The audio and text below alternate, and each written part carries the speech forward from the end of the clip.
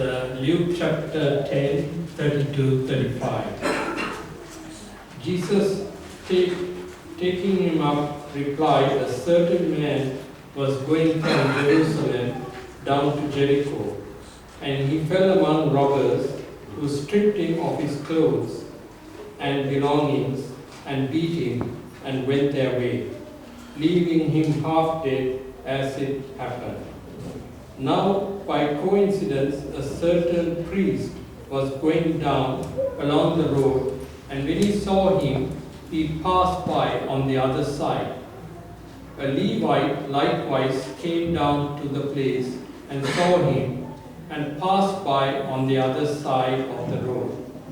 But a certain Samaritan, as he traveled along, came down to where he was, and when he saw him, he was moved with pity and sympathy for him. And he went to him and dressed his wounds, pouring oil and wine. Then he sent him on his own beast and brought him to an inn and took care of him. And the next day he took out 2 denarii, 2 days' wages, and gave them to the innkeeper, saying, "Take care of him, and whatever more you spend, I myself will repay you when I return." Thank you, Dave. Very good reading. I'm sure we have read this story. It is known as the parable of the Good Samaritan. It is a parable even the non-Christians know.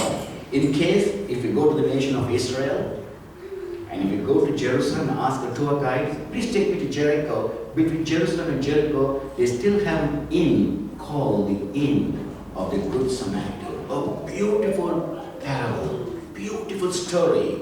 The story begins with a man on a journey. Interesting. The man was going down. The Bible says he was not going up. He was going down to a place called Jericho. And while he was traveling, the story says he was attacked. A threefold attack. He was stripped, he was injured, and he was neglected. In few words, Jesus geniusly draws the DNA of life. Here Jesus begins to say, life is a journey. Isn't it interesting? Life is not a destination, it is a journey. From cradle to the cemetery, it is a journey. Life is known as a journey. Even a few years ago, the Nissan car drivers, the car manufacturers, they came up with the slogan, "Life is a journey, enjoy the ride." And there came a Nissan vehicle. Friends, life is a journey. And that is what Jesus said. And then he said, this particular journey, this man who was on a journey, who represents the mankind, he was not going up. Amazing. He was going down. What a fabulous introduction of life. Life is not only a journey, it is a journey of faith. It is a journey of spiritual. Our life is more spiritual than physical. It is not how many years we live in this world that matters. How much we know the divine that it matters. The secret of your life is the source of your life. Your whole life is a reflection who you believe. After talking about the journey and the spiritual journey, Jesus began to touch something very sensitive. This particular journey of life, he said it was going towards one or the other destination. One destination, Jesus called it Jerusalem. The other destination, he called it Jericho. And friends, when you read the Holy Bible, the Bible tells our journey takes us to one or the other destination. It takes us to a place called heaven, or the destiny of life can take us to a place called hell. Today we live 30th of August, the year 2014.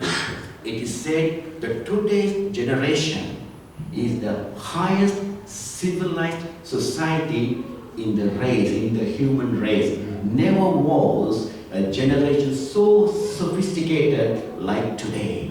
But yet, today many people don't believe in heaven and hell. and hell is a myth. Even many Christians say, how can a loving God send people to hell? It is a very unpopular subject. Today it is so unpopular, even churches don't preach about hell. But do you know who spoke most about hell? Jesus. It was Jesus who spoke most about hell. It is the Holy Book, the Holy Bible, is the only sacred book in the world which speaks so much about heaven. We go to heaven or hell not decided by God. It is our own choice. Our choices, our decisions determines where our eternal destiny is. So here Jesus began to speak about the destination of life, the journey of life, and then he began to say something very interesting. As this human race was going down to the wrong destination, they came under an attack. Look at the amazing geniusness of Jesus. The threefold attack. The man was stripped. S. He was injured. I. And then he was neglected. N. What do you get? Sin. You get sin. Now, many parts of the world, many religions of the world, they all talk about sin. The country from where I come from, there's a very common phrase. Everything, ane power. Ane power. Oh, power. Power. What is sin? Everybody has heard about sin. The word sin comes from an Anglo-Saxon word. It comes from a game, archery. When you shoot, if somebody misses the bull's eye, people around will shout, shin, shin, shin, which means you missed the mark. Yes. You missed the mark. You missed the mark. And that is sin. Sin is to miss the mark which God has kept. Sin is to disobey. Sin is to transgress. Sin is to go away from God. That is what sin does. Sin separates man from God. There is a gulf. There is a big division between God and man because of sin. Yet Jesus, after talking about the human race going on the wrong way, living in sin, beautifully, he brings the second person in this story. Amazing. In verse 31, Jesus said, by chance, a priest came. Not by appointment, by chance, accidentally, a priest came.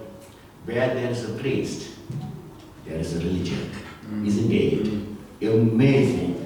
If you look at the world, you will see so many religions in this world. Many religions. Like every year a new religion pops out. And if you study some of the sacred books, I have studied the Bhagavad Gita, I have studied the Quran, I have done so many other ancient, beautiful religious books. They all say good.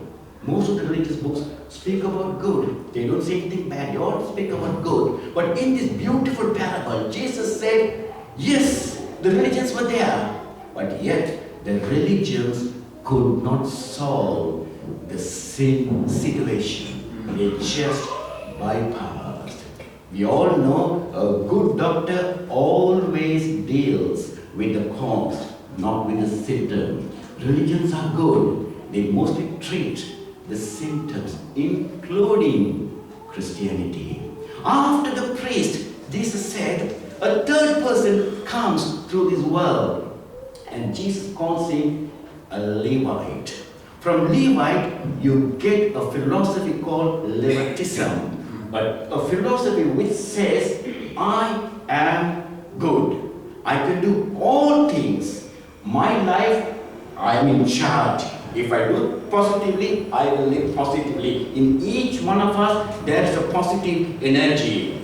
And so was the philosophies. If you look at the anthropology, you will see so many philosophies in this world. By looking at some of these diagrams, you will know the philosophies some of these people stand for. The Marxism, the communism, the Darwinism, the humanism, and Islam